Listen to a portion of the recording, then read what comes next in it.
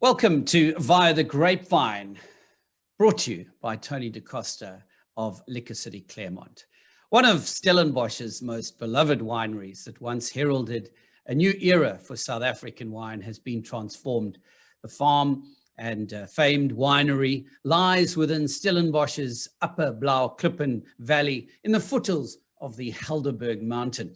An experienced wine team assembled and led by Larry Berger, has been assembled there, and studies of the soils, ideal varieties, and the history has been initiated. So after many months of quiet industry and studious realignment, Stellenzicht returns to the world stage. And winemaker Larry Berger joins me now. Welcome, Larry. Right, thank you for having me. It's been a dramatic and exciting last 3 years, so 3 and a bit years, hasn't it? Tell us what's been happening at Stellenzicht. Yeah, it's been super exciting. We've been quietly grafting here in the back, and it's all kind of culminated in us releasing our wines this year. So when the new ownership took place in 2017, we immediately turned our attention to the vineyards. For us, it was really important to start with our biological assets and ensuring that we really plant the right things in the right spots. So we worked quite closely with David Simon and the late Eben Archer, who were quite involved in the farm in the 1990s, to help us assist in the process of determining what's going to work where on the farm. So we did in-depth soil analysis, looking at the sites. Stellenzicht is such an incredible and interesting property, as it varies quite from the top to the bottom. And so during this process, we really decided to settle on 3 or 4 varieties that are quite traditional to the Helderberg, being Syrah, Cabernet Sauvignon, Cinsault, and Chardonnay. With Cinsault maybe being a slight of oddball there, but it actually has quite a deep-rooted history in the Helderberg as well. Fantastic. And I know from chatting with you with a previous project where we made a wonderful video and we did everything live, in the process of replanting, something very unusual emerged. And that has had a major influence on the cultivars you chose on the farm. A sort of a light bulb moment for you. Share that with us, won't you? Very much so, yeah. So as we were preparing the soils and getting ready to plant the varieties in the various spots, we started picking up these strangely shaped rocks. And not quite knowing what it was at first, we sent it off and had it looked at by more capable people. And it came back to be an Achillean hand axe that we picked up, and we actually picked up multiple ones. And so Achillean refers to a period within the Stone Age, and it's when they started actually kind of crafting their tools. So you can see on the rock how it's actually chipped away. It's not just a sharp, pointy object. It's actually being crafted. And that it wasn't quite where the penny dropped. It was an amazing find. But we also had a heritage consultant involved during this process, and they showed us, looking at the far history of Stellenzicht. And this title deed from the 1800s popped up that said, "Not good for crop, only cattle, too many rocks." And that really was when the penny dropped. And we realized that, regardless of time, regardless of ownership, of the use of the farm, that the rocks and the terroir and these soils, that's the one thing that stood the test of time. It's the one thing that's kind of never changed with these rocks and the soils and the natural terroir that is present on the farm. And that really gave way to our kind of as a huge part of the relaunch of our brand.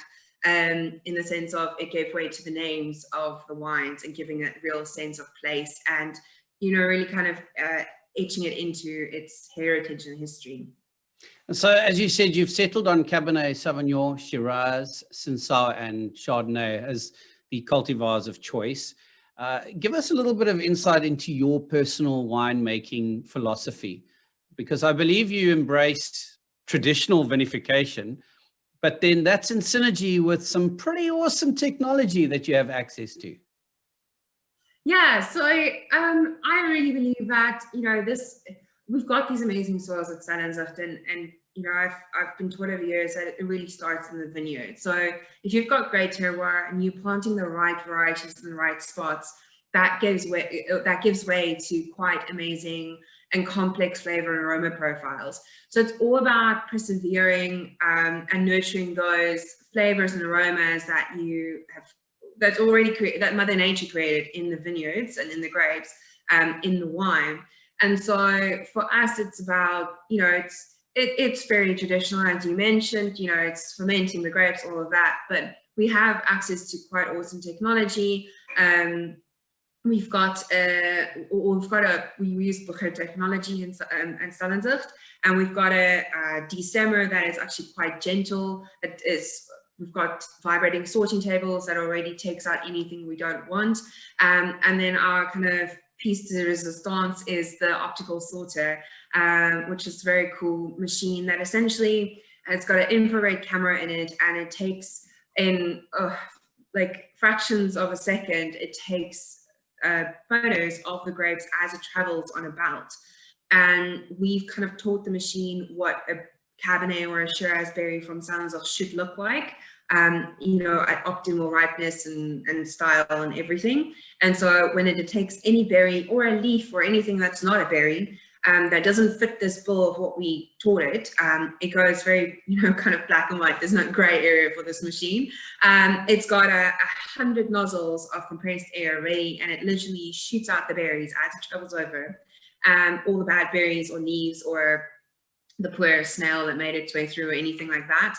And it only kicks out the base berries into our mash pump that then transfers the berries into the tank, which means that when you go to your fermentation tank, you really have a super duper clean tank with only the base berries from the block, which makes it great because you know that now what's being fermented is that pure fruit, and it should give you the best quality wine. Double-edged sword in a way, because it's great to have that technology that gives you the absolute best, but then the pressure is on you. You can't blame the grapes. No pressure whatsoever. So no, and then I mean, then it's literally just about nurturing what, you know, you've now given it its optimal attention. You've got the best berries in the tank, and then it's all about just nurturing it through, you know, just it's such an odd thing to say, but gentle winemaking, you know, it's not about just finding that balance between not over extracting it, just really being aware of what's happening in the fermentation. And it actually happens so quickly, so you have to be on it the whole day. And on that, you've also got some of the more traditional kind of technology, if I can say, because you also make use of amphora, don't you? You've got some beautiful amphora there in the cellar. Yes. I love the amphora pots, and it's been a bit of a trial and error. And the first year with our Chardonnay, I wasn't quite sure what would happen, so I you know, I took batches and I literally put it in like 500s and 300s and the amphora pots, and I was like, you know, if these pots don't work, then at least I've got the back of them with barrels. And so it went through fermentation, and as time went on, I was just falling in love with them. And so much so that I bought more amphoras the following year. So they form a great part of, or basically 60 or 2/3 of our Killian Chardonnay is amphora fermented Chardonnay. I love the mouthfeel that it adds to the wine and the complexity, but it keeps a lovely freshness, and it really promotes the fruit in this wine. So yeah, very much an ongoing love affair there, and still learning a lot, but also to have something, you know, different and unique that that we can use with our Chardonnay. You've got 3 ranges of wine on offer in the portfolio. Would you mind just taking us, giving us a brief overview of that offering, please? So we, as mentioned, the rocks we picked up really gave way to the names of the wine. So our flagship range is the Achillean range. It's got an Achillean Red, which is our flagship red blend. That's Cabernet based with Shiraz and then a little bit of Cinsault. I like to say the Cinsault here is kind of the salt and pepper that just brings the Cabernet and the Shiraz together. and then the Killian Chardonnay. So that's the one we just spoke of. That's fermented predominantly in amphora pots with some barrel fermented in there. And then we've got our kind of varietal range, which is consists of our Tri-Stone Cabernet, Aranite, Syrah, Silkreed, Cinsault. So Tri-Stone refers to the three kind of rocky, or we've got the very rocky soils at the top, and then slightly more decomposed sandstone in the mid slopes, and then more of the coffee clip at the bottom. So it just refers to the three sites where the Cabernet is planted on the farm. Aranite it's a fancy way of saying, or it refers to sedimentary clastic rocks, which is a very fancy way of saying rocky soils. And we all know that Syrah loves rocky soils. It just really brings out amazing complexity and intensity in a Syrah.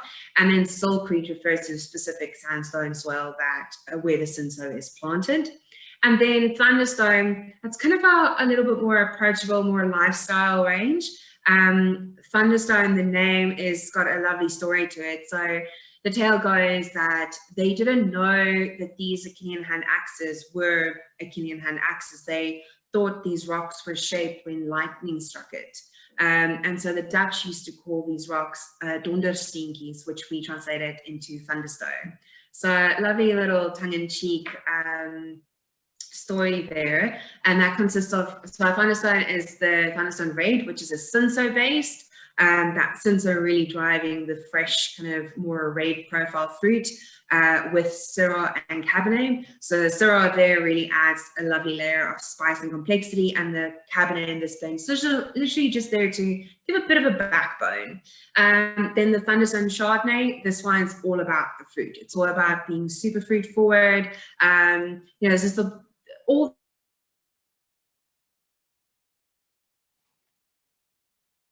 Oh, lost her again, unfortunately. Let's hope that we get Lorraine back sooner rather than later. These lines on the Thunderstone is the lines for you. There we go. Another hello. Are you back? I lost you again after the Chardonnay, and I wanted to ask you: do you mention anything about rosé? You were telling me before we commenced with this interview that you're working on that. Is that part of the Thunderstone range? That is part of the Thunderstone range. Sorry, yes. This summer wind is, or the wind is, winter rain, winter wind is really confusing this internet. Yes, so we've got the red, the Chardonnay, and then to be released in September is the Thunderstone Rosé. So this is a Syrah-based rosé. It's currently just chilling in some very old oak barrels. And this gives the wine a lovely texture and a little bit of a creaminess, but still keeping it fresh. So this is not a predetermined amount of time in barrel. This is more about finding that balance between, that texture and creaminess, but still having that beautiful fruit and floral aromatics and freshness on the palate. So actually just tasted it this morning, looking lovely, but probably got another month or so to go in barrel. Very excited about this. I can't wait to try that. I'll be fascinated to see what it gives on the nose, and I'm fascinated to see the color as well. I've recently started to appreciate rosé a lot more than I ever did in my life. So that'll be a very exciting addition. And it's a great one. To the tasting, the most exciting part. I have your Platter 4-star Aranite Syrah here. And if you have a look at that, you'll see the beautiful label. Take note of that dragonfly on there. We'll talk with Lorraine a little bit more about that. But I believe that this wine recalls Stellenzicht's own glorious history. Can you tell us a little bit more? Yeah. So the Syrah is always, it kind of, I want to say, put Stellenzicht on the map. The 1994 Syrah is famous for beating the Penfolds Grange from Australia in the Tri-Nation Challenge. And it really put Stellenzicht and Stellenzicht Syrah on the map. And so what's really great is that original block that made or gave way to the 1994, they took plant material from that and recultivated it in the nursery and replanted it as a new block. So that same plant material, just as a new block, right next door to the original block. So unfortunately, the original block is no longer with us, but that young block is now in its fifth year of production. And so this what made up the 2018 Aranite Syrah. So a great way to kind of have that, you know, that nod to the heritage of Syrah and Stellenzicht, but in a completely new way. So yeah, very, very excited. And that block is ever changing. I'm still getting to know it, and every year it seems to, you know, give way to some new pocket of interesting profile of aromatics. So we used to, the first year we kind of picked it in 2 pickings, and I think we're now up to about 5 pickings as we're finding all these little batches within the block that are really interesting and unique. It's got an absolutely sensational nose. I imagine that through this whole process and this reinvention of Stellenzicht, that you yourself personally have learned a lot more about geology than you probably thought you were going to learn in your winemaking career, hey? I did. I strangely enough, I loved, as part of my degree, you have soil science for 2 years, and I loved soil science. It was not at first. I was like, I don't understand the obsession with rocks.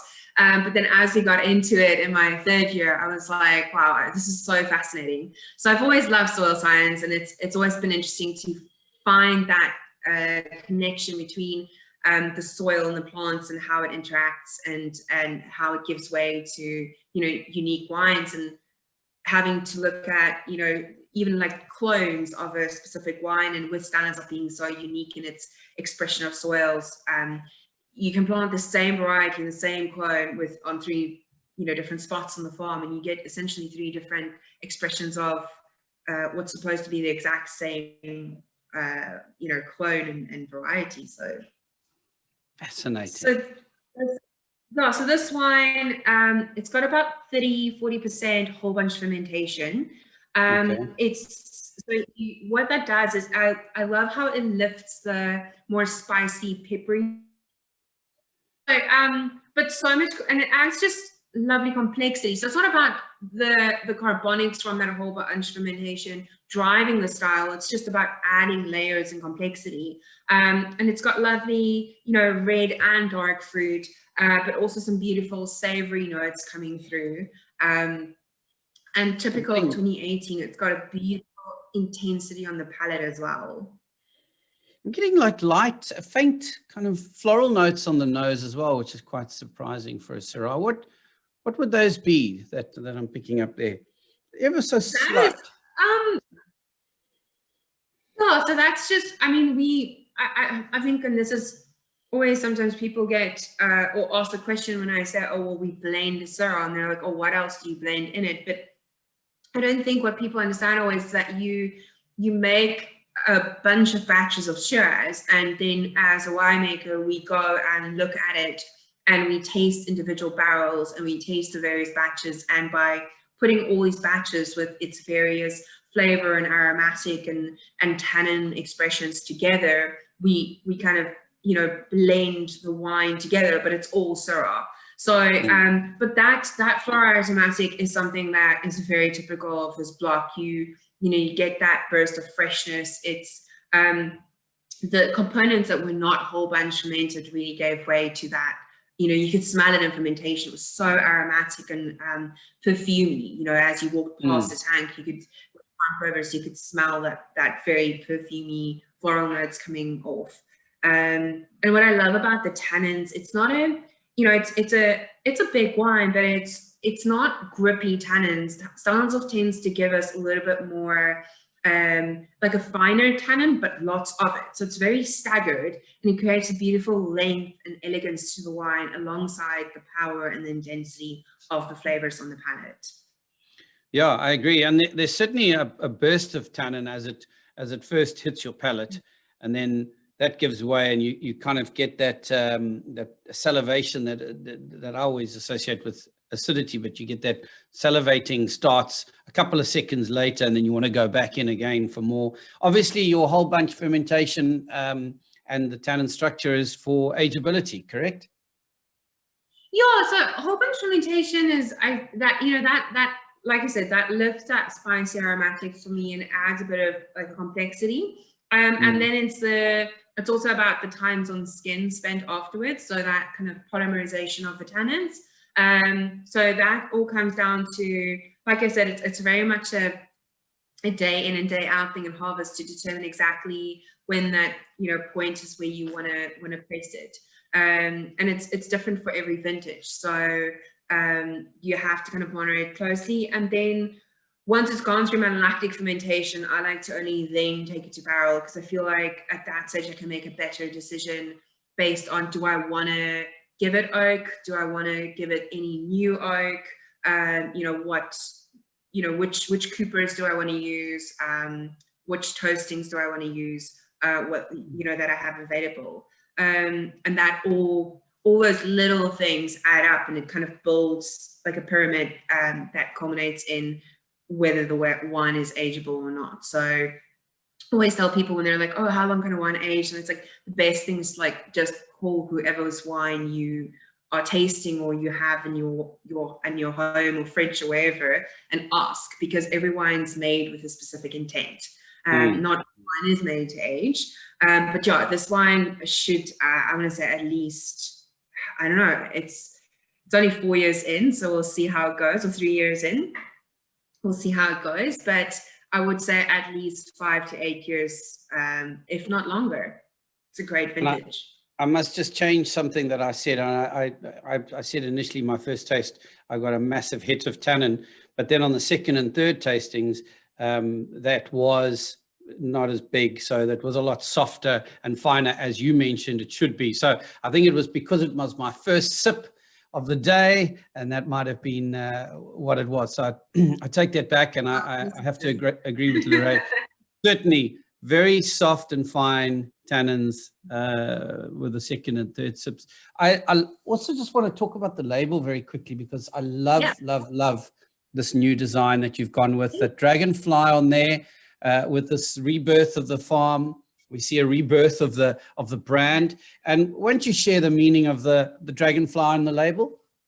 Sure. We've really spent a lot of time the past 4 years, and it's an ongoing effort, and I'm sure we'll get better at it even at longer we go, to sustainable farming. So with that, we mean we've got our own compost program. So our grape waste goes to a compost program alongside some horse manure from the neighboring farm, and we make our own compost. It goes back into the vineyard. Our effluent from the cellar gets treated and gets purified through a whole reed bed system, goes into our irrigation dam, back into the vineyards for irrigation. We're busy with solar energy. So there's our cover crop that we plant, it's very specific. It's not a standard cover crop. It's very much, we work with each block and see how can we improve the block and what does this block need. And all these efforts over the past 4 years, we've really seen a return of our natural fauna and flora. So for instance, if you can visit the farm, we are currently busy with a whole fynbos garden as well. So no nursery plants, we actually harvested seed from the natural fynbos in the mountain and created the seed bank so we can create a natural fynbos garden, which in turn will then help us re-establish areas for natural fynbos on other places in the farm. And so with this, we started seeing the return of all sorts of, we've seen Cape Grey foxes come back, our caracal, we even had spotted a few fish eagles come back lately, and also the dragonfly. And so much like the Killian ant accident didn't initially have any meaning for us, but after further investigation alongside Dr. Charles Deacon from the University of Stellenbosch, he explained to me that dragonflies are actually quite sensitive to its nature, and that it will actually leave the environment if it's under threat or if you've got too much alien vegetation in the area. And as rehabilitation of the nature returns to its natural state, the dragonfly will actually come back. And so this kind of nod to the dragonflies sensitivity to nature and how nature needs to be in balance really spoke to me as a winemaker, and my philosophy in really creating wines of, you know, not just that we try to find balance in the vineyard, but also then trying to kind of find that balance in our wines. So, you know, it was a nice nod to, if the rocks, if that's our history and our heritage, then the dragonfly basically symbolizes for us our future and where we're heading, and then that constant pursuit of balance for us. Indeed. I remember learning from my mother as a small boy that the dragonfly is extremely sensitive to environmental changes. So I thought, wow, it's rather genius of you to use them as a yardstick to monitor your environmental balance. You were mentioning just before we commenced as well, there's some exciting things coming to the farm. Tell us a little bit about this eco-pod. What's next for Stellenzicht, and where do you want to see the brand a year from now? Yeah, so it's still in very much the beginning stages. So you have a friend. The famous Mac cat that loves to be in on the interviews. I love its tail. So much personality in one tail. Oh, hi, Kitty. So very excited. We are in the beginning stages of putting up our Stellenzicht wine pod. So it's a type of eco pod which will become our kind of temporary home of Stellenzicht for the time being. And yeah, hopefully we'll be able to open our doors and invite the public to come taste our wines end of this year, but definitely beginning of 2022. So very, very excited about that. Watch the space. That's awesome. And in terms of what you're hoping for with the wine, I mean, we know that awards and stickers are important for sales, but what are you personally looking forward to in the next year? You've got the rosé that's coming out soon, so that's exciting for you. So I'm really excited about the rosé, to be honest. And then we started planting our new vines in 2017. And the first of those vines came into production now in 2021.